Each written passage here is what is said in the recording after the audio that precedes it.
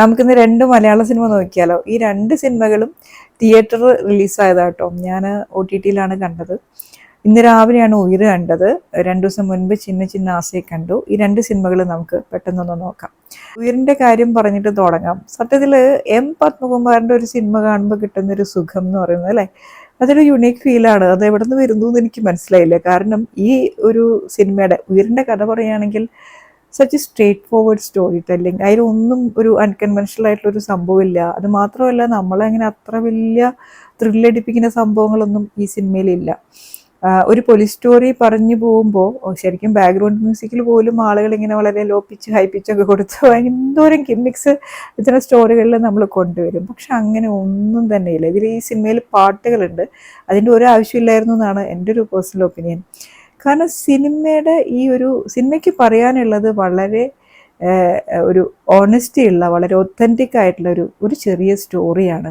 അതങ്ങനെ തന്നെ പ്രസൻറ്റ് ചെയ്യുക എന്ന് പറയുന്നത് അതത്ര എളുപ്പമുള്ള കാര്യമില്ല. അത് നമ്മളെ കൺവിൻസ് ചെയ്യുക എന്ന് പറയുന്നത് എനിക്ക് നല്ല രീതിയിൽ അതങ്ങ് ഇഷ്ടപ്പെട്ടു. അതിൻ്റെ ഒരു ഫ്ലോയിൽ ഞാനിങ്ങനെ അവസാനം വരെ ഇരുന്നു. എൻഡിൽ ഈ പറഞ്ഞ ക്രക്സ് ആയിട്ടുള്ള കാര്യങ്ങളൊക്കെ എൻഡിലാണെന്ന് എല്ലാവരും പറഞ്ഞായിരുന്നു.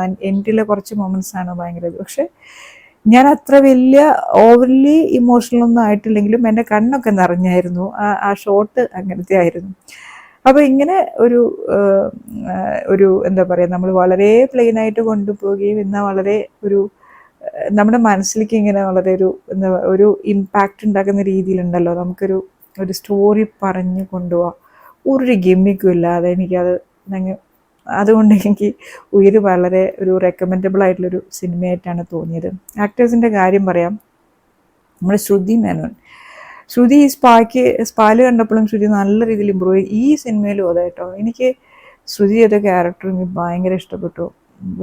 ഒരു ശരിക്കും ആ ക്യാരക്ടറിനെ നമുക്ക് അങ്ങോട്ട് ഫീൽ ചെയ്യണ പോലെ ചെയ്തിട്ടുണ്ട്.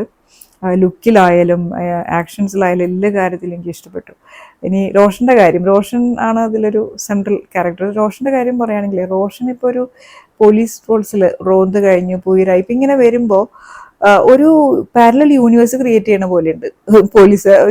പോലീസ് റോൾസിനൊരു അങ്ങനത്തെ ഒരു വേറൊരു ഡയമെൻഷൻ കൊണ്ടുവരുന്ന പോലെ തോന്നി. പിന്നെ വിനോദ് സാഗർ ഉണ്ട്. വിനോദ് സാഗർ ഒരു അന്റാഗോണിസ്റ്റ് റോൾ നന്നായിട്ട് ചെയ്തിട്ടുണ്ട്. ബൈജു സന്തോഷ്, എനിക്ക് ബൈജുവിനെ ഇതിൽ ഇഷ്ടപ്പെട്ടു. കുറച്ചൊന്ന് ഡിഫറെൻ്റ് ആയിട്ട് തോന്നി. സാധാരണ ബൈജു എപ്പോഴും ഒരേപോലെയാണല്ലോ, നമുക്ക് എല്ലാ സിനിമയിലും ഫീൽ ചെയ്യാം. അങ്ങനെയല്ല, കുറച്ചൊരു ഡിഫറൻസ് ഉള്ള പോലെ തോന്നി. എല്ലാം കൊണ്ടും ഈ സിനിമ എനിക്ക് ഇഷ്ടപ്പെട്ടു. ചിന്ന ചിന്ന ആസൈ ഇത് ഡയറക്റ്റ് ചെയ്തിരിക്കുന്ന വർഷ വാസുദേവാണ്. അപ്പോൾ സ്റ്റോറിയും വർഷയുടെ തന്നെയാണ്. മലയാള സിനിമയിൽ ഫീമെയിൽ ഡയറക്ടേഴ്സ് വളരെ കുറവാണല്ലോ. അപ്പോൾ അവിടേക്ക് വന്നുള്ള പുതിയൊരു എൻട്രിയാണ് നമ്മുടെ വർഷ. എനിക്ക് ബേസിക്കലി ഇപ്പോൾ എക്സിസ്റ്റ് ചെയ്യുന്ന പല ഫീമെയിൽ ഡയറക്ടേഴ്സിൻ്റെയും ഒരു ക്രാഫ്റ്റിനെ കുറിച്ച് വളരെ മീഡിയോക്കറാണ് എന്നൊരു അഭിപ്രായമുള്ള ഒരാളാണ്. അത് മാത്രമല്ല, ഇവരെ സ്ക്രിപ്റ്റിൻ്റെ കാര്യം, അതായത് തിരഞ്ഞെടുക്കുന്ന സബ്ജക്റ്റ് ഭയങ്കര വിഷയദാരിദ്ര്യമാണ്. ഒരേ സബ്ജക്റ്റിനെ തിരിച്ചും മറിച്ചും എങ്ങനെ പറഞ്ഞതിൻ്റെ പൊളിറ്റിക്സ് മാത്രം പറഞ്ഞുകൊണ്ടിരിക്കുന്ന സിനിമകളാണ് ഇതുവരെ കണ്ടതിൽ മോസ്റ്റ് സിനിമകളും അങ്ങനെയാണ്. അപ്പം അത് വെച്ച് നോക്കുമ്പോൾ വർഷയുടെ ഒരു സ്നേഹമുള്ളത് സബ്ജക്റ്റ് മാറ്റി പിടിച്ചല്ലോ, വലിയ റിലീഫാണ്. പിന്നെ അടുത്തെന്ന് പറഞ്ഞാൽ ഈ സിനിമ കാണുമ്പോഴേ, സാധാരണ ഇവരുടെ മറ്റ് ഡയറക്ടേഴ്സിൻ്റെ ഒക്കെ സിനിമ കാണുമ്പോൾ കുറേ സീൻസ് എടുത്തിട്ട് ഇങ്ങനെ പേസ്റ്റ് ചെയ്ത് വെച്ചപ്പോഴൊരു ഫീലാണ്, ഒരു ക്രാഫ്റ്റ് ഫീൽ ചെയ്യാറില്ല. പക്ഷേ ഈ സിനിമ കണ്ടപ്പോൾ, ചിന്ന ചിന്ന ആസയെ കണ്ടപ്പോൾ ഒരു സിനിമാറ്റിക് ഫീൽ ഉണ്ടായിരുന്നു. പിന്നെ ഈ വാരണാസിയിൽ ഇങ്ങനെ രണ്ട് റാൻഡം സ്ട്രേഞ്ചേഴ്സ് കണ്ടുമുട്ടി അവരുടെ ഒരു വലിയൊരു ബോണ്ടിങ് ഉണ്ടാവുന്നൊരു കഥയാണ് ഈ സിനിമ പറയുന്നത്. MTയുടെ വാനപ്രസ്ഥം സ്റ്റോറിയൊക്കെ പോലെ ഉള്ള അതിൻ്റെ ഒരു വേറെ വെർഷൻ. അപ്പോൾ ആ രീതിയിൽ നോക്കുകയാണെങ്കിൽ എന്നോട് ഈ സിനിമ കാണാൻ പറഞ്ഞ ആളുകളൊക്കെ ഒരു 40+ ആളുകളാണ്. അവർക്ക് ഈ സിനിമ എന്തൊക്കെയോ നൊസ്റ്റാൾജിയ, ലോല വികാരങ്ങളൊക്കെ കണക്ട് ചെയ്യപ്പെട്ടു എന്നാണ് പറയുന്നത്. അതിന് നമ്മുടെ ഗോവിന്ദ് വസന്തയുടെ മ്യൂസിക്, പണ്ടൊരു മേഘമൽഹാർ എന്ന് പറഞ്ഞ സിനിമ ഇറങ്ങിയിട്ടുണ്ടായല്ലോ, ബിജു മേനോനും സംയുക്ത വർമ്മയൊക്കെ അഭിനയിച്ച്, അതിൽ കൊണ്ടുവന്നിട്ടുള്ളൊരു പാറ്റേൺ ഉണ്ട് മ്യൂസിക്കിൻ്റെ. അത് മാത്രമല്ല, സ്റ്റോറിയിലും ചില കണ്ടീഷൻ സംഭവങ്ങളൊക്കെ അതിലും വേണോ വേണ്ടയോ, അതായത് ചെയ്യണോ വേണ്ടയോ എന്നുള്ള മറ്റേ ഒരു ഡൗട്ട് ഉണ്ടല്ലോ, അത് ഇതിലേക്ക് കണ്ടേജിയസ് ആയിട്ടുണ്ട്. അപ്പോൾ ചെറുതായിട്ട് അതിൽ നിന്നൊരു ഇൻസ്പിറേഷൻ ഉണ്ടെന്ന് തോന്നുന്നു. ഇതിൻ്റെ സിനിമാറ്റോഗ്രാഫിയെ കുറിച്ചിട്ട് ഒരു ഇൻട്രസ്റ്റിംഗ് ഒരു കമൻറ്റ് കണ്ടു. അതായത് വാരണാസിയിലൊക്കെ എത്രയോ നല്ല ഷോട്ടുകൾ എടുക്കാനുള്ള സ്കോപ്പ് ഉണ്ട്, എന്നിട്ട് വളരെ മോശം ഷോട്ടുകൾ ഇങ്ങനെ കാണിച്ചിരിക്കുന്നു എന്നുള്ളതാണ്. വളരെ റോങ് ആയിട്ടുള്ളൊരു ഒബ്സർവേഷനാണ്. നമ്മൾ ഒരു സിനിമയിൽ ആ ക്യാരക്ടേഴ്സ് നടക്കുന്നൊരു കോണ്ടെക്സ്റ്റ് ഉണ്ട് അല്ലേ, ഒരു കഥ നടക്കുന്ന കോണ്ടെക്സ്റ്റ്, അതിലേക്ക് അവരെ ലീഡ് ചെയ്യുന്ന ഷോട്ടുകളാണല്ലോ വേണ്ടത്. അല്ലാതെ നമ്മൾ ഇതിൽ ഒരു നല്ല സ്പോട്ട് ഉണ്ട് അവിടെ കൊണ്ടുപോയിട്ട് നമ്മൾ ടൂറിസം പ്രൊമോഷൻ പോലെ അവിടെ കൊണ്ടുപോയി കുറേ ഷോട്ടുകൾ എടുക്കുന്നതല്ല. ആ രീതിയിൽ ഈ സിനിമയിൽ ഒരു ഡേ ആൻഡ് നൈറ്റ് സ്റ്റോറിയാണ് പറയുന്നത്. അത് അങ്ങനെ തന്നെ ചെയ്തിട്ടുണ്ട്. നല്ല രീതിയിൽ ക്യാമറ അവരെ ഫോളോ ചെയ്യണ പോലെ തന്നെയാണ് ചെയ്തിരിക്കുന്നത്. പിന്നെ സിനിമയ്ക്ക് അത്യാവശ്യം നല്ല ലാഗുണ്ട്. എഡിറ്റ് ചെയ്തിട്ട് കുറച്ച് ടൈറ്റൻ ചെയ്യണമായിരുന്നു.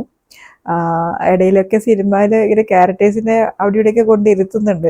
എനിക്ക് അപ്പം തോന്നിയത് ഈ സിനിമ ഇങ്ങനെ തിങ്ക് ചെയ്യുകയാണ് ഇനി അടുത്തത് ഇനിയിപ്പോൾ എന്ത് കൊണ്ടുവരും അങ്ങനെ. അതുകൊണ്ട് ഈ ക്രോസ് കണക്ട് ചെയ്യുന്ന ക്യാരക്ടേഴ്സൊക്കെ ഭയങ്കര ഒരു സ്ക്രിപ്റ്റായിട്ട് സിങ്ക് ചെയ്തിട്ടില്ല. എനിക്ക് അഗസ്ത്യയുടെ ആ ഒരു ക്യാരക്ടറിൽ ഒരു കാര്യം ഇഷ്ടപ്പെട്ടു. പോസ്റ്റ്മോർട്ടം ഡിപ്രഷൻ സിനിമയിൽ കൊണ്ടുവന്നൊരു രീതി അത് കൊള്ളായിരുന്നു. പക്ഷെ സിങ്ക് ആയിട്ടില്ല. അപ്പോൾ അങ്ങനെ ഒരു വളരെ ക്രിഞ്ച് എൻഡൊക്കെ ഉള്ളൊരു സിനിമയാണ്. എനിക്ക് തോന്നിയത് കുറച്ച് സ്ലോ പേസിലൊക്കെ ഇരുന്ന് കുറച്ച് വിക്ടിം കാർഡ് പ്ലേ ചെയ്യുന്ന ഒരു ക്യാരക്ടറിൻ്റെ നമുക്ക് വളരെ ഫെമിലിയർ ആയിട്ടുള്ളൊരു സ്റ്റോറി ലൈനൊക്കെ കേൾക്കാനൊക്കെ ആഗ്രഹമുണ്ടെങ്കിൽ നിങ്ങൾക്ക് ഈ സിനിമ കാണാം. കുറേ കാലമായിട്ട് ഇങ്ങനത്തെ സിനിമകൾ വന്നിട്ടില്ല. അപ്പോൾ അതുകൊണ്ട് അതിൻ്റെ ഒരു ഫ്രഷ്നെസ് ഉണ്ട്. പിന്നെ അഭിനയം നമ്മുടെ ഇന്ദ്രൻസിൻ്റെ ഒരു കാര്യം പറഞ്ഞപ്പോൾ എല്ലാവരും പറഞ്ഞു ഭയങ്കര എക്സലൻ്റ് ആക്ടിങ് ആണെന്ന് പറഞ്ഞു. എനിക്ക് അങ്ങനെയല്ല തോന്നിയത്. എൻ്റെ വ്യൂവിൽ ഒരു നാച്ചുറൽ ബിഹേവിയർ ഉണ്ടായിരുന്നു ഇന്ദ്രൻസിൻ്റെ ഭാഗത്തുനിന്ന്. ആ മാധവൻ മാഷ് എന്ന് പറഞ്ഞ ക്യാരക്ടർ നമ്മളെ കണക്ട് ചെയ്യുന്നുണ്ട്. ആളുടെ ആ ഒരു സിംപിൾസിറ്റിയും ആ ഒരു ഓണസ്റ്റിയും ആ ഒരു ഇതുണ്ടല്ലോ, ഇങ്ങനെ റാൻഡമായി കണ്ട ഒരാളുടെ സ്റ്റോറി കേൾക്കാനുള്ള വില്ലിങ്നെസ് അതിൽ നന്നായിട്ട് ഫിറ്റ് ചെയ്ത് നിൽക്കുന്നുണ്ട്. മധുബാലയുടെ കാര്യം പറയുകയാണെങ്കിൽ മധുബാല പല ലെയറിലാണ്.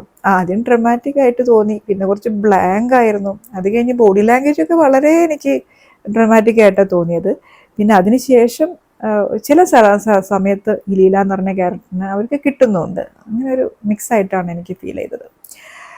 എന്തായാലും ഇത് കാണണം എന്നുള്ളവർക്ക് ഡെഫിനറ്റ്ലി ട്രൈ ചെയ്യാവുന്ന ഒരു സിനിമയാണ് ചിന്ന ചിന്നാസൈ. അപ്പോൾ ഇതൊക്കെയാണ് ഈ 2 സിനിമകളെ കുറിച്ചുള്ള റിവ്യൂ. നിങ്ങൾ ഈ രണ്ട് സിനിമകൾ ഓട്ടിട്ടുള്ളതുകൊണ്ട് എല്ലാവരും കണ്ടിട്ടുണ്ടാവും. നിങ്ങളുടെ കമൻസൊക്കെ പറയാം. Thank you so much for watching.